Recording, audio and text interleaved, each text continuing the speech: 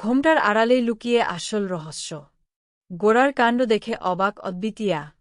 আমরা এমনটাই দেখতে পারব আজকের পর্বে, চলুন বিস্তারিত জেনে নেই। গোরার মা সাহায্য না করায় দিতি প্রথমে বড় বিপদেই পড়ে।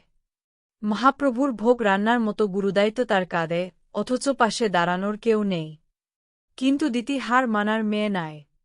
নিজের অদম্য ইচ্ছাশক্তি আর বাড়ির ছোটদের সাহায্য নিয়ে সে একে একে সব বাধা অতিক্রম করে শেষ পর্যন্ত চমৎকারভাবে ভোগ রান্না সম্পন্ন করে ফেলে।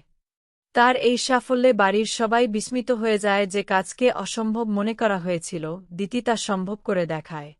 তবে দিতির জয় এত সহজে মেনে নেওয়ার পাত্রী নয় কুন্তলী। সবার চোখের আড়ালে সে পায়েসে নুন মিশিয়ে ভোগ নষ্ট করার পরিকল্পনা করে। চুপিসারে রান্নাঘরে ঢুকে সে যখন নিজের কুমতলব সফল করতে যায়, ঠিক তখনই দিতি তাকে হাতে নাতে ধরে ফেলে। শুধু তাই নয়, তার দুষ্টুমি শাস্তি দিতেই দিতি তাকে নুনের স্বাদ বুঝিয়ে দেয়। কুন্তলীর চক্রান্ত ব্যর্থ হয়, আর দিতির দ্বিধা আরও স্পষ্ট হয়ে ওঠে। রান্নার কাজ শেষ করে দিতি যখন একটু স্বস্তির নিঃশ্বাস ফেলেছে, তখনই নতুন পরীক্ষার মুখোমুখি হতে হয় তাকে। তার শাশুড়ি তাকে জব্দ করার জন্য এক গাদা থালাবাসন মাজতে দিয়ে দেন, যেন পুজোর ক্লান্তির সঙ্গে এই অতিরিক্ত পরিশ্রম তাকে ভেঙে দেয়।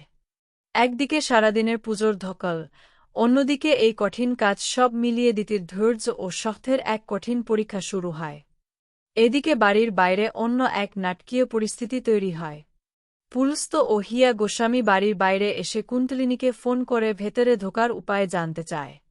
কুন্তলিনী তাদের বলে, বাড়ির সকলে যেমন শাড়ি ও পুজোর পোশাকে সেজে ঢুকবে, তারাও তেমনভাবেই সেজে ভেতরে ঢুকে পড়ুক।